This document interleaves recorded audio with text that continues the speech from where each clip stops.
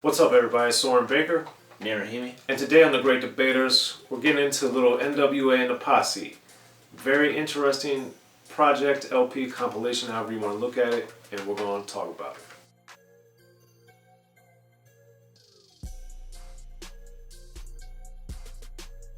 Alright, Amir, so today on The Great Debaters, we are picking our 3 favorite songs on N.W.A. and the Posse's album / compilation / whatever this thing is technically.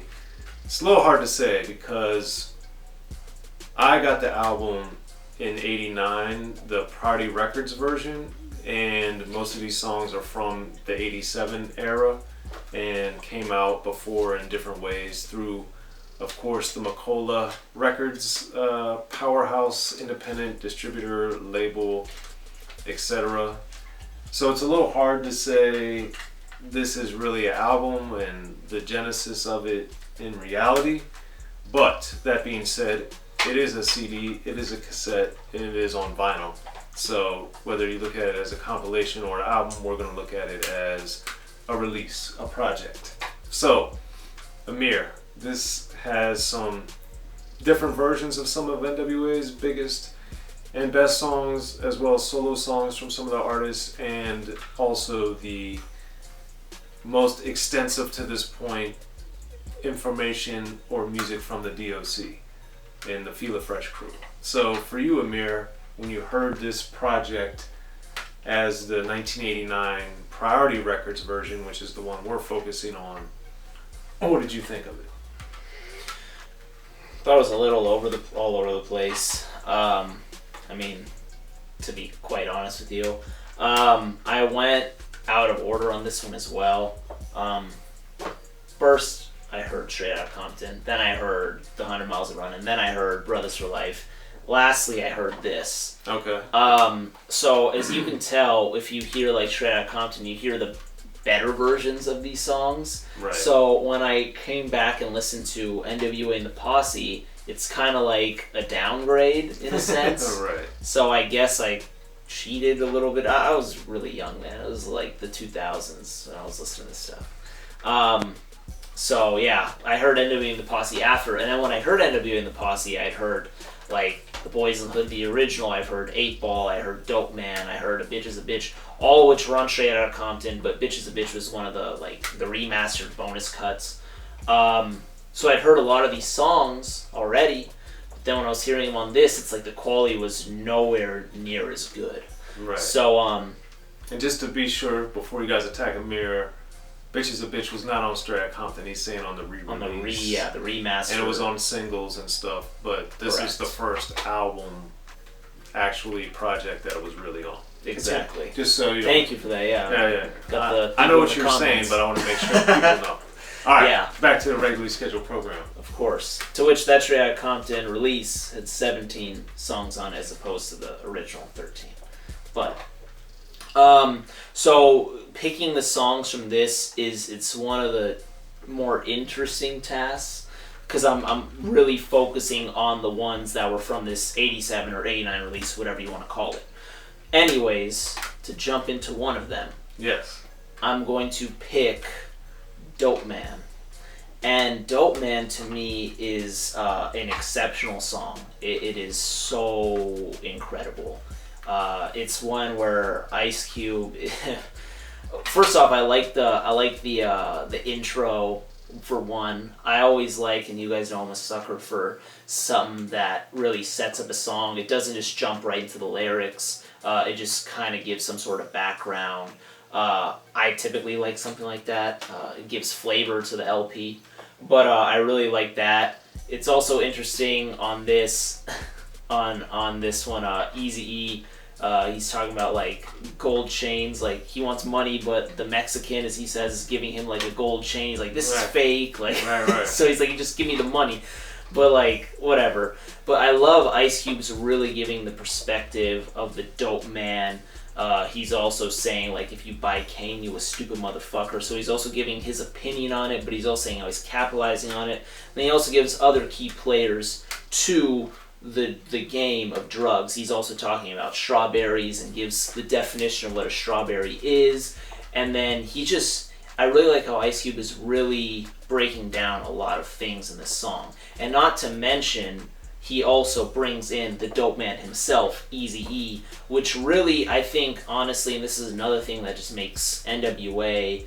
So great, is this song would have been amazing, just a solo song by Ice Cube. It would have been phenomenal, would have been outstanding, would have been all those amazing things. However, they bring in another perspective with Eazy-E and a different voice with Eazy-E and a whole different persona and just everything, and it makes it just from here to here. It just makes it that much better. So Dope Man was one of those songs that it's just so fantastic. I agree with Amir. That's one of my favorite songs on the project as well. And to build on one of Amir's points with Cube saying, if you buy a cane, you a stupid motherfucker. The thing is, people always, in my opinion, looked at gangster rap as something that was blindly glorifying all the negativity and the gang banging and drugs and hustling and all this stuff.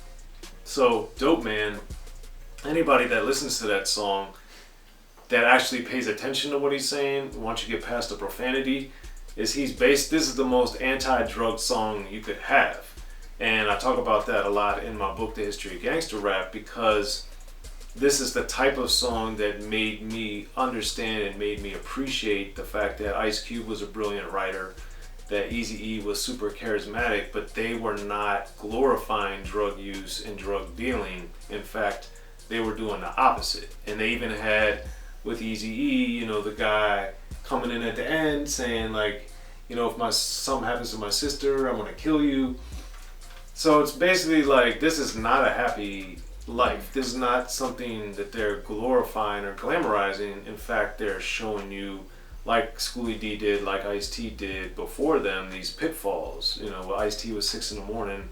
Oh, I just did a 7-year bid. Like, it's like, these are things that are showing you, like, yeah, it's kind of like Ice-T said, it's fun in the beginning and pain at the end. It's just, these are not celebratory songs of this lifestyle. They're indictments. Mm-hmm. And Dope Man, to me, every time I hear that song, whether it's this version or the juiced up version that is the more famous one, it's just amazing. And to Amir's point of hearing the better versions of these songs later, it also shows Dre and Yella's mastery of really being able to take these songs that were great as they were in these incarnations, but then for what they became known as, they're just so much more powerful, which I think is a testament to all the brilliance that, in particular, Dr. Dre as a producer and Ice Cube as a writer and Eazy as the vocalizer really did a great job with. So what's your second pick there? Second pick, I'm going 8 Ball. Okay. I love this song, man. And I love the remix too. Eazy-E, bro. I know he's the person you wish you could have met most out of everyone of the deceased artists. Far and away. He is just such an entertainer. This track and the opening line, I'm not going to say it's a diss because it's not a diss, but the opening line where he's like, I don't drink Brass Monkey with Big Funky, nickname Eazy-E, Cole 8 Ball Junkie. I don't know, I know Brass Monkey was probably like one of the first times, probably like maybe the first time ever someone named a song like after an alcoholic beverage. 8 Ball, 87 whenever it dropped, also very, very early on. So I don't know at what point it became popular, because then later on we got the St. Ides commercials with all the rappers in it and whatever. But then even later in his career, you hear Ice Cube saying, don't drink 8 Ball because St. Ides is giving ends. It's interesting how like you see the history go on and these other beer brands come in and leave and whatever and who's endorsing them. But I thought it was also like pretty bold to name a song 8 Ball. And then also they had like the 8 Ball jackets and all these other things. Right. This song is just incredible. And one of my favorite lines in it too is Ice Cube writes the lines that I say. And then he mentions CIA after and then other stuff. But it's just a great song by Eazy-E, and I love what he's saying. And also, I actually, I don't want to mix up the 8-Ball and the 8-Ball remix. Oh, one thing that I really like about, okay, so this version of 8-Ball, I really found it interesting because I had heard the remix first. Right. This one is clean. Right. So I really like, and I'm happy I remember that. This one, I really like how they had to tweak the lyrics, because you'll hear yourself rapping it, like, because how I've heard it, it was like all cussing. Right. And then I'm hearing this and like, what the hell? He changed this word, he changed that word. So I always thought that was very interesting. And I really like when rappers and artists will change a dirty song to a clean song, but they don't take the lazy bleep approach. They'll rewrite and re-record all their lyrics. Right. That's something I really liked about this one too. Yeah. I mean, I'm with you, Amir. I think that 8-Ball would be one of my other choices, so I'm leaning to believe that we have the same 3 picks on this. But the to your point, the original version of this, the fact that it is clean, it kind of harkens back to the era of, you know, rappers would make clean songs, and Eazy-E, Too Short, Ice-T, Schoolie D, these guys were the ones that had the profanity or a lot of it at the time. But the fact that somebody like a Eazy-E or like N.W.A would have a Panic Zone where there's nothing, you know, controversial or crazy about it, or LA is the Place, or these different records on this same project that has a Dope Man, for instance, it's just shocking that when you look at it. And with 8-Ball, like Amir was saying, I always thought it was cool. And I heard this so early on that when he said Ice Cube's writes the rhymes that I say, I just was like, oh, okay, so people write for each other. I didn't really think it was a big deal because of what Eazy-E said and because of how much I respected and revered Ice Cube, Eazy-E, and all the N.W.A members and the Posse, as we hear on this project. But it didn't ever really bother me, and it still doesn't really bother me till today when other people write, because that's art, in my opinion. Like, almost no one does anything by themselves. You know, everybody's getting input somewhere, or more than one person is helping with the beat or whatever, regardless of who gets credit. That being said, I just think the story and the way that Eazy-E blends it all together is really good on here, and I liked the differences that we hear with the remix. Just show again Dre in particular's brilliance as a producer and as a song enhancer. So that's our first 2. What's your third pick? Third pick, A Bitch Is a Bitch, Ice Cube. I wonder if that's your... That is my third pick. Hey, is this the first time? Before we get to my reasons, Amir, break it down. But one, I don't know who was in this song. I'm assuming it's a white guy. I don't know who it was. The guy who's talking. It's just, I love how they did that on like quite a few songs in their career, like with this one guy. Let's describe a certain female, etc. And then Ice Cube breaks down what, you know, a bitch is in his eyes. What a bitch is. It's not all women, but all women have a little bitch in them.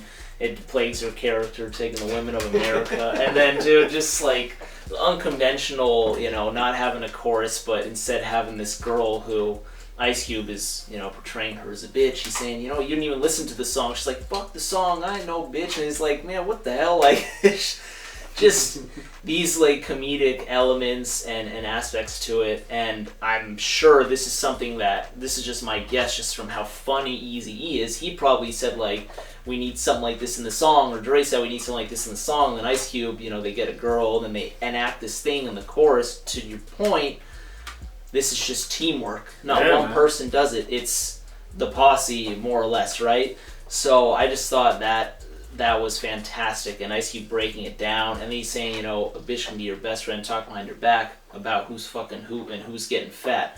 And this isn't just something that is, you know, in Compton or wherever. This is worldwide. You know, these things happen. You know, so. It's just, I thought it was like a very like relatable song. It was a funny song. It defines, in his opinion and N.W.A.'s opinion, what a bitch is. And then you also get the white guy saying, I'm assuming white guy, there you have it, the definition of a bitch. Right. You know, it's just, it's too good. It's well, so like we've talked about in some of our other Great Debaters episodes, in particular when we've talked about Eazy-E and Eazy Does It, it just, when you have hardcore rap that has this humor element to it, to me it's just the best, man. Because you got like, I enjoy laughing. Even though people are always like, oh, Soren, you're so serious or whatever. Like, I love laughing, I love having fun, and I love doing all this stuff. But when you can hear it in music and it really has that hard edge and a storytelling element, again, Ice Cube's one of the best storytellers in rap. He doesn't get a lot of acknowledgement for that. And this is yet again another example of that, where he's breaking down certain things about women, as Amir detailed. But I just think that the comedic element, it's just the whole thing about it is just magical to me. And I think that I was glad, because I always tried to prioritize getting albums over singles back in the day for financial purposes. I was glad that A Bitch Is a Bitch was on this project, because other than buying a single, spending half the amount of money I could get to buy an album, I got all these other songs, and then I got to hear in particular the D.O.C. and Arabian Prince more than I would have otherwise had I not got this project, and that made me happy. So those are my favorite songs with the D.O.C. or Arabian Prince, but I just love music and I wanted to hear as much from them as I could. And then of course the D.O.C. went on to be phenomenal. And then for those that don't know, make sure you study up on Arabian Prince, because he's got a lot of great music too.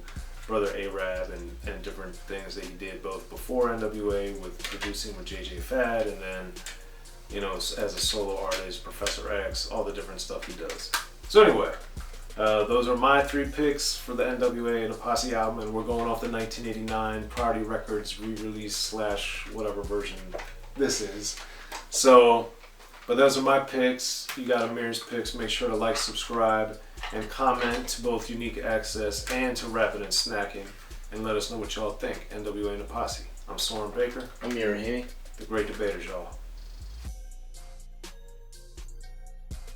Be sure to check out the History of Gangster Rap by Soren Baker. He's official. History of Gangster Rap features exclusive interviews with Ice-T, Snoop Dogg, MC Ren, the D.O.C, and dozens of others. The History of Gangster Rap, a definitive look at how Los Angeles changed rap forever. In Los Angeles, the streets definitely set the tone of the hip-hop music. At 19, I got a $50,000 car. My whole angle always was, I'll be street, but I will always tell you the horrors that go along with this life. It would be penalties and casualties for just wearing the wrong color in somebody's neighborhood. And once gangster rap made it from the streets to the TV, the genre exploded. With Fab 5 on Your MTV Raps with N.W.A. Yo MTV, it just catapulted us from being local heroes to national gangbang rappers. The History of Gangster Rap discusses it all from 1980 up till today. It's always gonna be shit happening in the street.